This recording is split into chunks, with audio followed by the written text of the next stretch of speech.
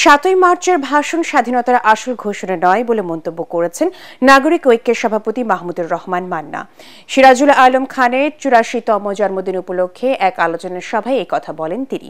রাজধানীর বারিধারার সিরাজুল আলম খান গবেষণা কেন্দ্রে আয়োজিত অনুষ্ঠানে তিনি আরও বলেন, সুন্দর দেশ গড়তে হলে সবার আগে গণতান্ত্রিক সরকার প্রতিষ্ঠা জরুরি।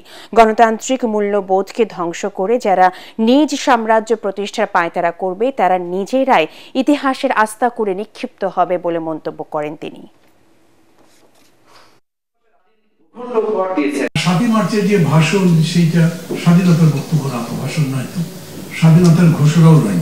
একই সঙ্গে স্বাধীনতার ঘোষণা দিবেন, আবার পাকিস্তানিদের সাথে আলোচনাও করবেন, তারপরে তাদেরকে বলবেন তোমরা আমার ভাই, তোমরা আমেরিকা ফিরে যাও, নির্বাচন দিয়ে দাও। ওটা স্বাধীনতার ঘোষণা নয়। আমাদের স্বাধীনতা যুদ্ধ নিয়ে, আমাদের স্বাধীনতা আন্দোলন নিয়ে প্রচুর প্রশ্ন আছে।